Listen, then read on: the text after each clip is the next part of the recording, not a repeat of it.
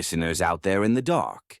I'm not sure how you stumbled across this video, but if you're here, you're probably like me, drawn to the things no one dares talk about.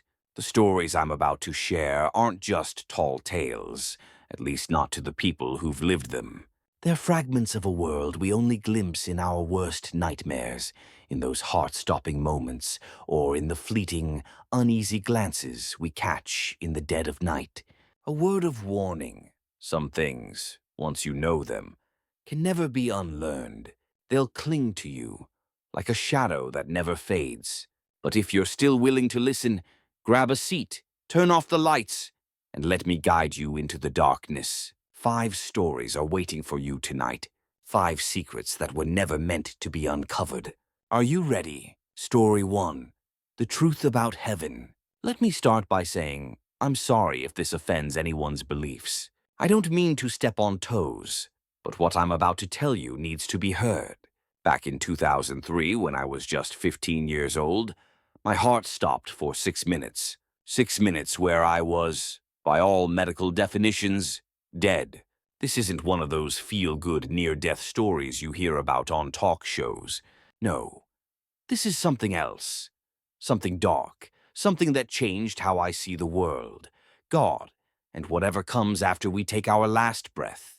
It was a regular Tuesday afternoon in suburban Ohio. I was walking home from the bus stop. Same as always. About 4 blocks from my house. Nothing weird had happened that day. Lunch was the usual pizza sticks and marinara sauce from the school cafeteria, stuff I'd eaten a million times. But as I hit the sidewalk near Maple Street, nausea hit me like a freight train. No warning, no reason. I started sweating, cold and clammy, and then my chest felt like it was being crushed. My heart was racing later. Doctors called it ventricular tachycardia, a fancy way of saying my ticker was going haywire. I couldn't breathe. The world spun, and I collapsed right there on the pavement. I don't remember much after that, but here's what I was told. A woman in a minivan nearly ran over my skull before she slammed on the brakes. She jumped out, tried to shake me awake, then called 911 when she realized I wasn't moving. Paramedics got there fast, found no pulse, and declared me dead on the scene.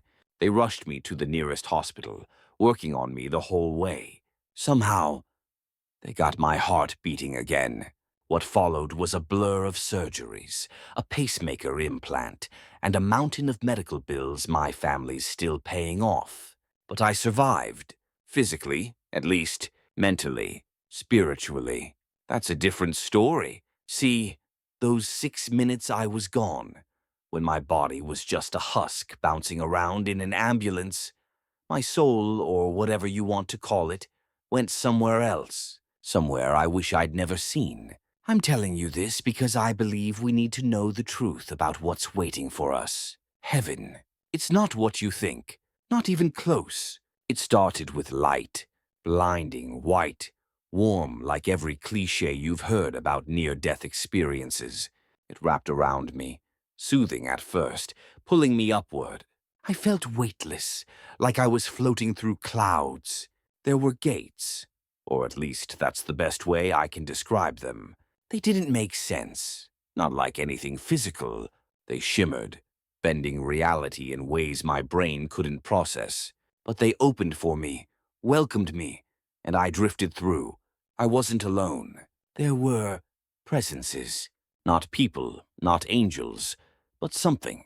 Growing up in a Christian household, I thought maybe they were divine beings, guardians waiting to embrace me. I reached out, expecting warmth, love, all that Sunday school stuff. But what I got was cold, restraining, like invisible chains locking me in place. I felt small, humiliated, like a dog tied to a post. These weren't angels. They were jailers. Their laughter echoed in my mind sharp, mocking, not human. Thoughts flooded into me, not mine, but theirs, like they were forcing their truths into my skull. And those truths, they were horrifying. Our universe, the one we live in, isn't some random miracle. It's a farm, a carefully designed machine built to grow souls. You know how scientists talk about the odds of our universe existing being impossibly small? That's because it's not natural. It was made, not by a loving God, but by entities cold, greedy things that don't care about us. We're their crop, the Big Bang. That was their seed. Humanity, we're the harvest. Our consciousness, our ability to think and feel, makes us valuable, but not as children of some cosmic father. No, we're bred to be slaves. When we die, when our souls are ripe, they take us to a higher plane, a place where time and space dissolve into an eternal prison.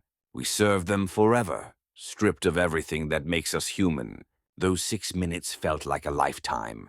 I was toyed with, manipulated by one of these entities. It looked like a child's soul, innocent at first, but its cruelty was endless. It played with my mind, twisting my emotions like a cat batting at a wounded mouse.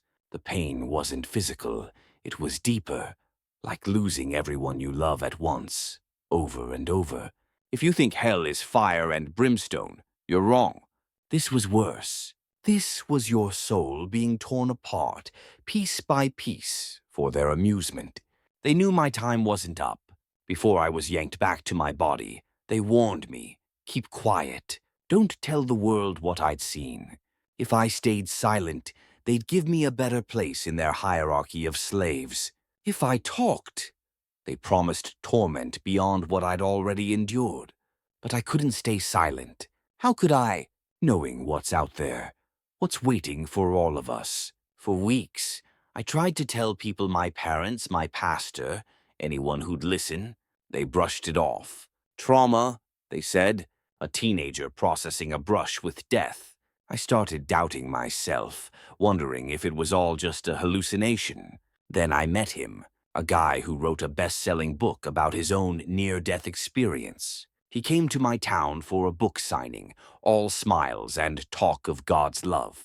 I confronted him afterward, looked him in the eye, and asked if he'd really seen heaven. He nodded, gave me the rehearsed spiel about divine light and peace. But I pressed him. I told him I knew the truth, that we're all headed for enslavement.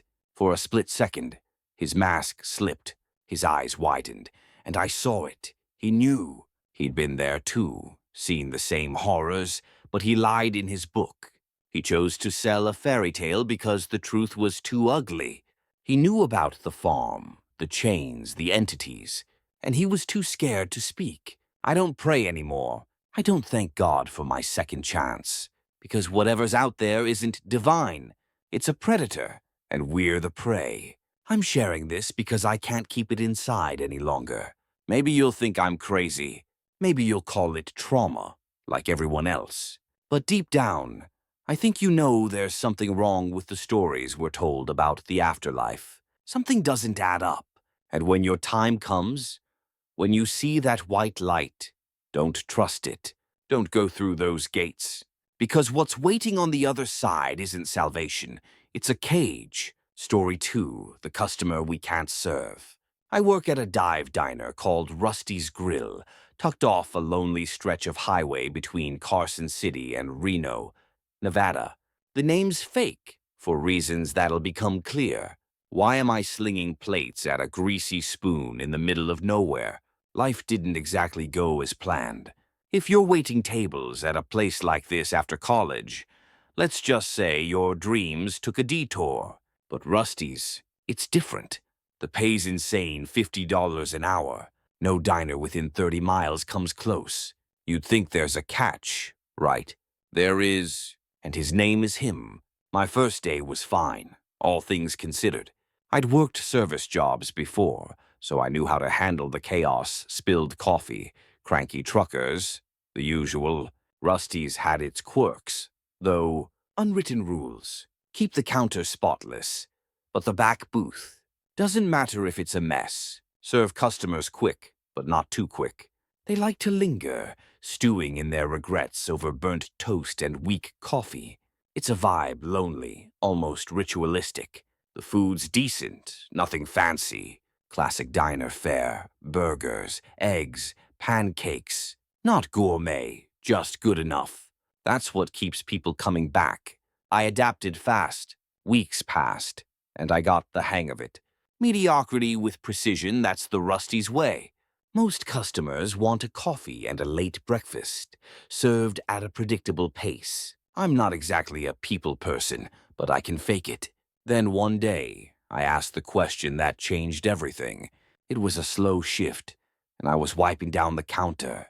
My boss, Marlene, was counting cash at the register, her hands moving like a car dealer's.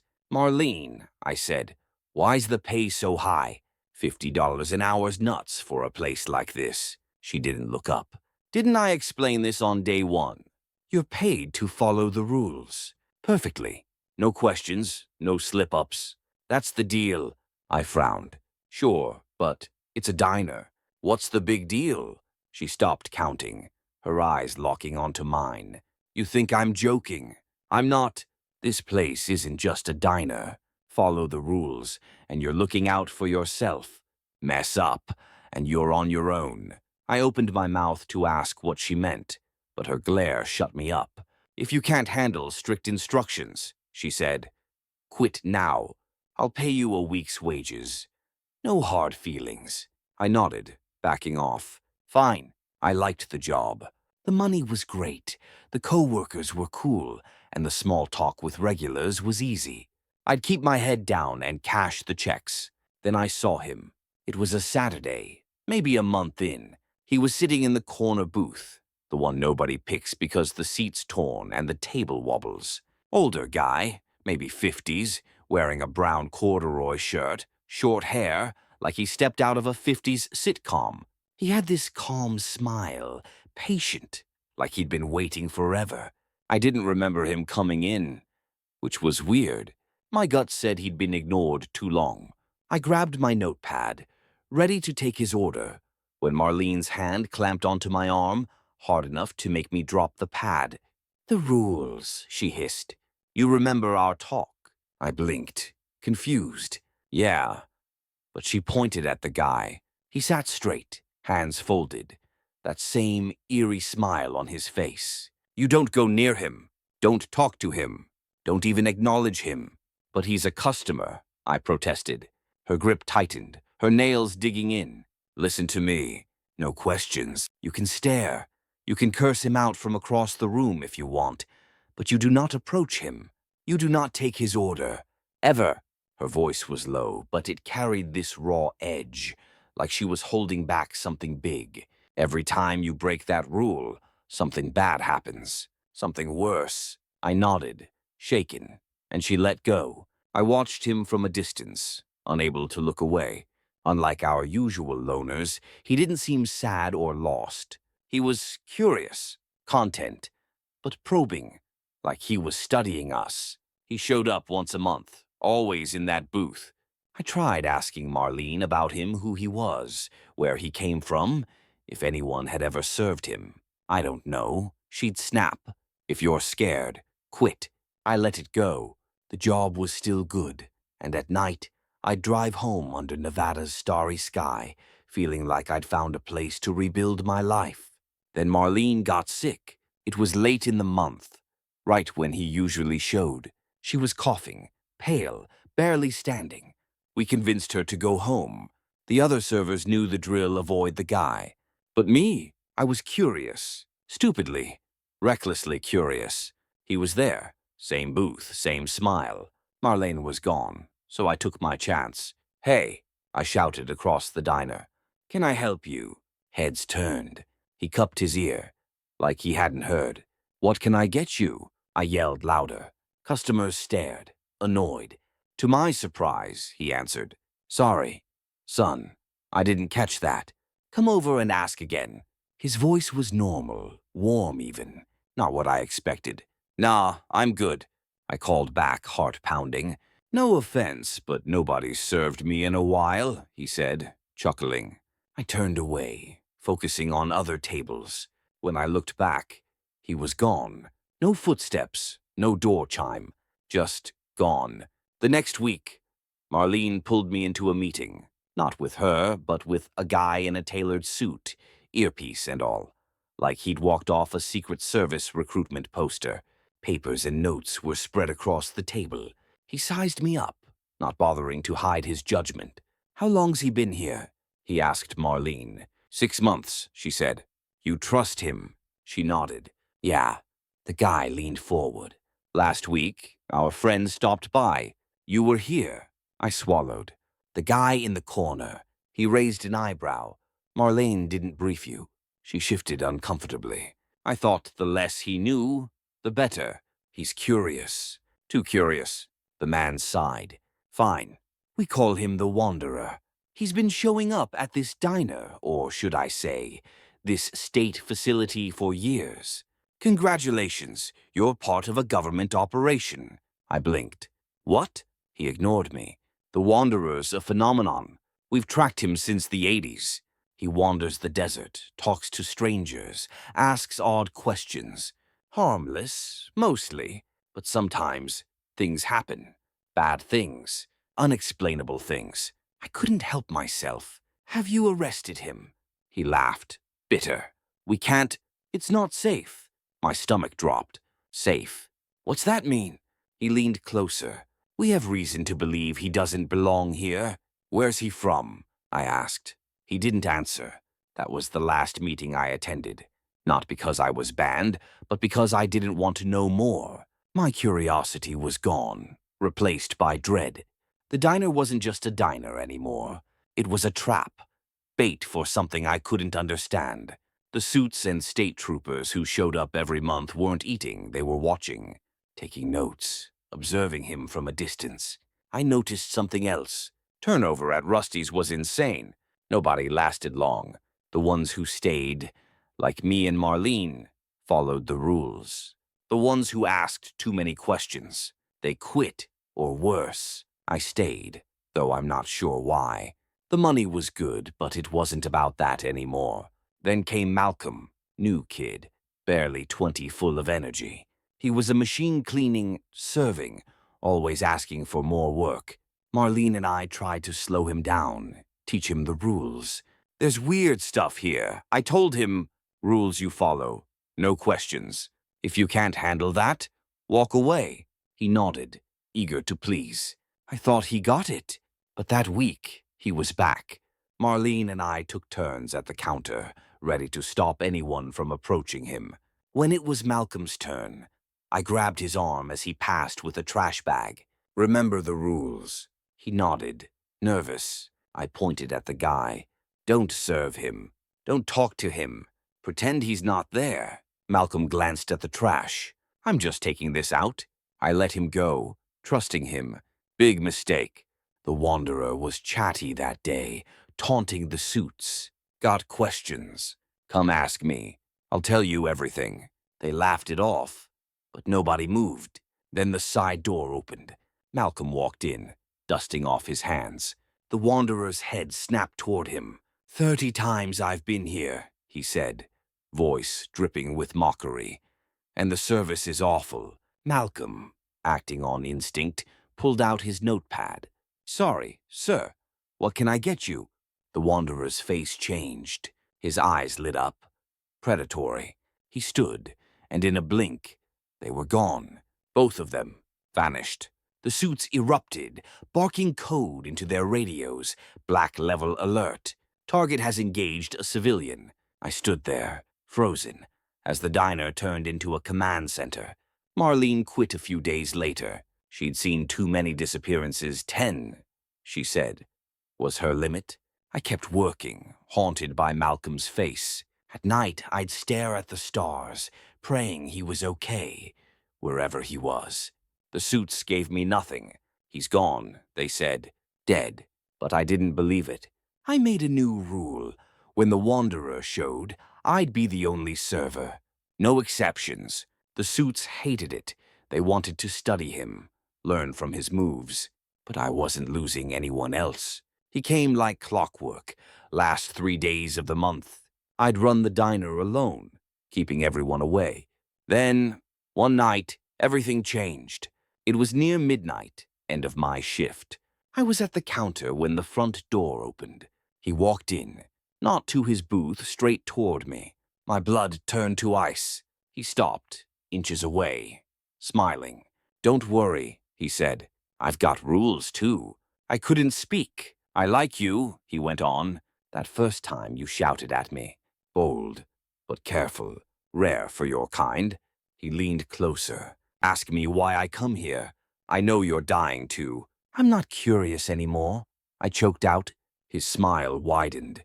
"It's simple. This little game. It's fun." I begged him not to kill me. He laughed.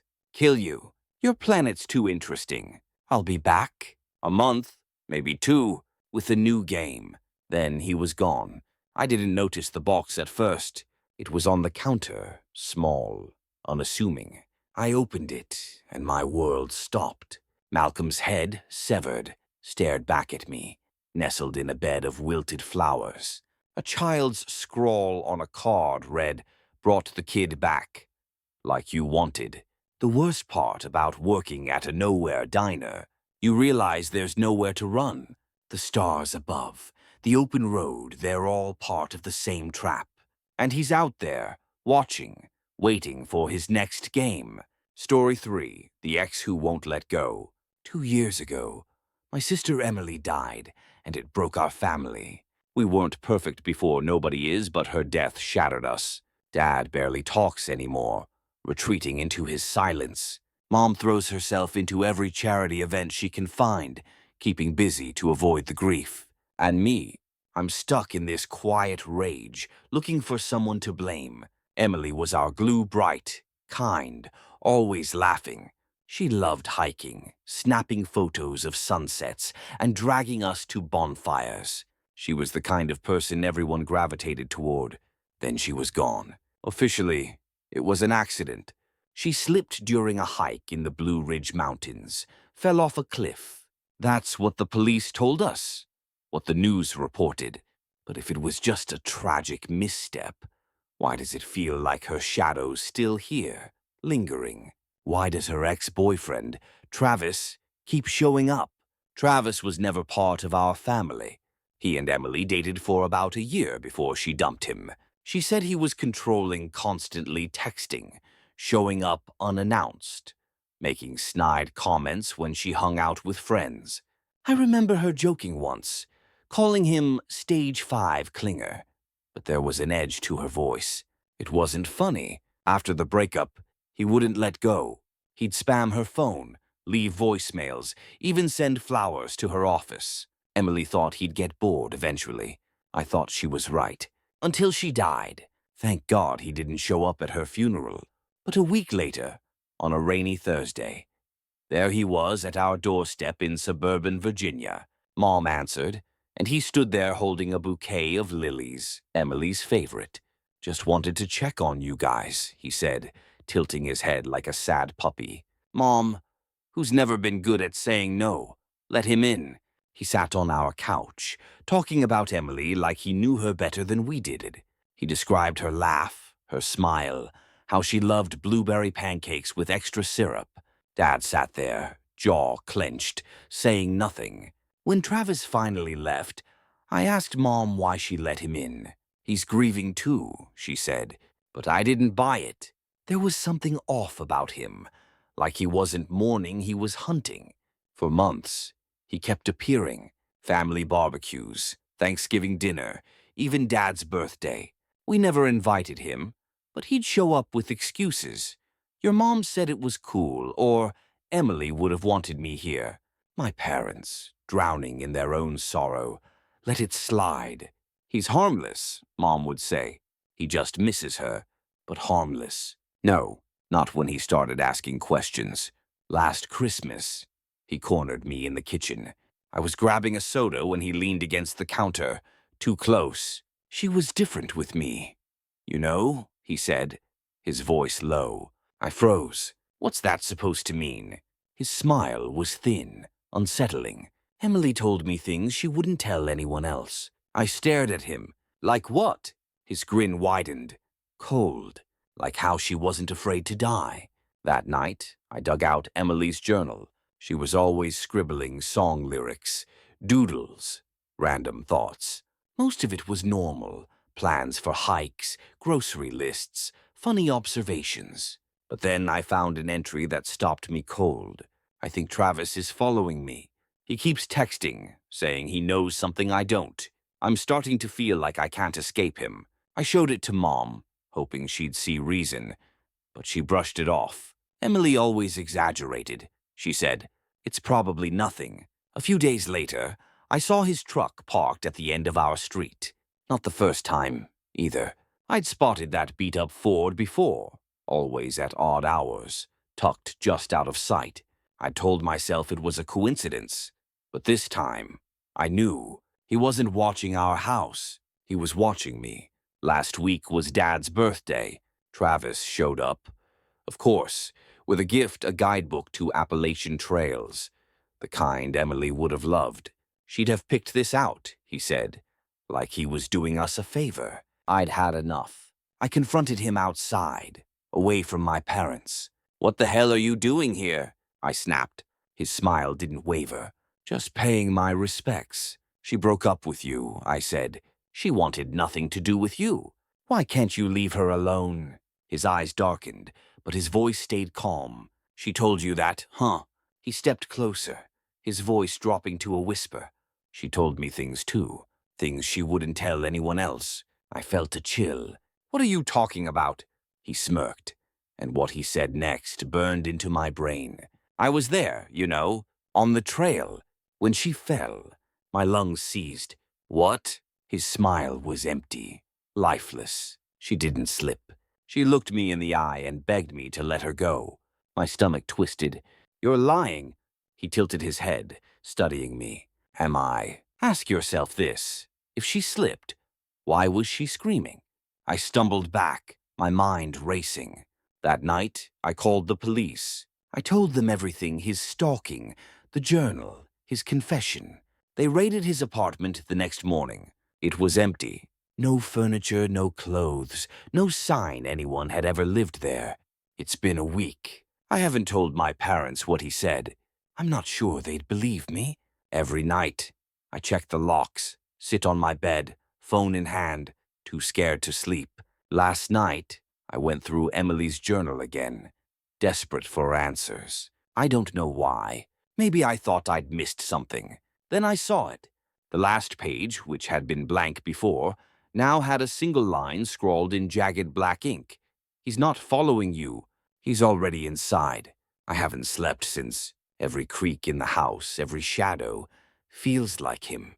And deep down, I know he's still out there, watching, waiting for his next chance to step back into our lives. Story 4, The Neighbor Who Watches. I'm a 33-year-old single dad living in a quiet suburb of Austin, Texas, with my 2 kids, Sophie, 8, and Ethan, 4. Their mom walked out 2 years ago, leaving me to raise them alone. It's been tough, but we've made it work. Our little 2-bedroom house sits in a friendly neighborhood, kids on bikes, neighbors waving. The whole deal. I've got a steady job. The kids are healthy, and life was good, until 2 months ago, when Ethan woke me up in the middle of the night, sobbing. It wasn't his usual whining. This was fear, raw and real, and it sent a jolt through me. Ethan's had nightmares before monsters under the bed, that kind of thing, so I figured it was another bad dream. But when I asked what was wrong, he hiccuped through tears. "The man next door is scaring me." That stopped me cold. Ethan's nightmares are always about imaginary creatures, not real people. This felt too specific, too grounded. It didn't sit right. I scooped him up and carried him to the kids' room. Sophie was awake in the top bunk, arms crossed, glaring down at her brother. The glow of their nightlight showed her frown. I kept the lights off, not wanting to spook them more, and checked the window. The curtains were drawn, but there was a small gap, just enough to see the house across the street. 2 windows faced our place, one for their kitchen, one for a room I'd never seen inside, always shuttered. It was too dark to make anything out now. "Sophie, did you see anything?" I asked. She shook her head. "Ethan's always crying about nightmares." I'm tired of sharing a room with him. It's not fair. Her words set Ethan off again, so I let him sleep in my room that night. He's got this little camping tent he loves more than his bed, and I figured he just wanted an excuse to camp with Dad. I'm a softie, so I let him stay for 2 more nights. But on the 3rd night, Sophie woke me up. She was standing by my bed, shaking my arm. Sophie hasn't done that since she was a toddler. "What's wrong?" I asked, already uneasy. Her voice was a whisper, trembling. The neighbors making faces at me. My heart sank. I closed the curtains. I said, "Did you open them?" She nodded. A little. I heard a noise. "What noise?" She couldn't pin it down, but it was enough to get her out of bed. When she peeked through the curtains, she saw a light coming from the neighbor's mystery room. The blinds slid open, and there he was, pressed against the glass. "What did he do?" I asked. Sophie hesitated, then did something that made my skin crawl. She forced a wide, toothy grin, showing the gap between her front teeth, then furrowed her brow. Her head tilted slowly, like something out of a horror flick, and her neck tensed. Worst of all were her hands. She raised her left arm, palm up, and mimed slicing across it with her right fist, back and forth, fast. "He was doing this," she said, "like it was a game." To her, it looked like playing a violin. To me, it was a violent, slashing motion. "Stop!" I snapped, sharper than I meant. "Don't ever do that again." My neighbor, a guy in his 40s named Carl, seemed normal enough. Quiet, kept to himself, but we'd chatted a few times, yard stuff. Weather. Nothing deep. I couldn't wrap my head around why he'd do this to my kids. I asked Sophie if he did anything else. She nodded and beckoned with both hands. A "come here" gesture. That was enough. I let her sleep in my room, checked the kids' window, and saw nothing. Just darkness. The next morning, I dropped the kids at school and stopped by Carl's place before work. His car was in the driveway, but no one answered the door. I waited, then gave up and headed to my car. On a hunch, I glanced back. There he was, peeking from the kitchen window, ducking when he saw me looking. "Stop messing with us," I shouted, feeling like an idiot but too angry to care. He didn't show himself again. That night, I set a plan. The kids slept in my room, and I camped out in theirs, ready to catch this creep. It was a Friday, and I was prepared to pull an all-nighter. I locked every door, checked every window, and made sure the curtains were tight. Around 9 p.m., boredom hit, so I watched a show on my phone, keeping the volume low and skipping the earbuds to stay alert. By midnight, I heard it. A sound, faint but deliberate, like someone clicking their tongue to call a horse. It went on for minutes, then shifted to a whistle off-key. Wrong, like someone who didn't know how. It was coming from outside, close, too close. Our houses are barely 20 feet apart. If his window was open, he was right there. I stood, heart pounding, and flicked the curtain aside. A dim light glowed in his mystery room, and I saw it the face Sophie described. That grotesque grin, the furrowed brow, the slashing motions with his arms, now hanging out the open window into the cold night air. It was unhinged, like he was performing for an audience. Then his eyes met mine. The grin vanished, replaced by pure rage. He slammed the window shut and yanked the blinds down. I dropped the curtain, shaking. It wasn't just the act, it was the realization he'd done this before, targeting my kids. But something else gnawed at me. I wasn't sure it was Carl. I'd only seen him a handful of times, and in the dark, I couldn't be certain. Before I could call the cops, a loud bang hit the window. I hesitated, then peeked. The neighbor's house was dark, no one in sight. But at the top of our window, smudged on the glass, was a handprint. Our house sits on a raised foundation, so the window's high, too high for anyone to reach, without a ladder or something else. No human should have been able to leave that mark. I dialed 911, stammering through the story. While waiting, I checked the house, making sure no one was trying to break in. In the kids' room, I locked the door and grabbed my handgun from the safe, pulse racing. Sophie was awake, peeking from Ethan's tent. "We're okay," I whispered. "Stay quiet." I sat on the bed, gun ready, ears straining. It was a clear night, moonlight filtering through the curtains. Then I saw it a shadow outside the window, vague at first, growing sharper as it approached. Whoever it was knew we were in there. The figure stood still for minutes, a black silhouette against the white curtain. I gripped the gun, torn between fear and fury. Then it moved. The shadow stepped back and raised its arms, forming a long, distorted Y. The arms were wrong too long, stretching twice the length of a normal person's. At first, I thought he was holding pipes or sticks, but the hands were clear, 5 fingers on each, swaying as they reached toward the glass. Thump, thump, thump. I nearly fired, but police sirens cut through the night, snapping me back. The figure pounded the window one last time, then vanished, like something yanked it away. Cops knocked, announcing themselves. I ran to let them in, explaining everything. 2 officers, a man and a woman, asked about Carl, saying they needed details for a possible search. They told me to stay inside, lock the doors, and crossed to his house. I watched from the kids' window as they knocked. No answer. They tried the door. It was unlocked. They exchanged a look and went in. Minutes later, they emerged, faces grim, talking into their radios. I ran outside. "What's going on?" The woman turned to me, her voice flat. "Your neighbor's dead." The rest of the night was a blur. More cops showed, swarming Carl's place. They asked me questions but gave no answers. Everything was hushed, their faces tight, like they were hiding something.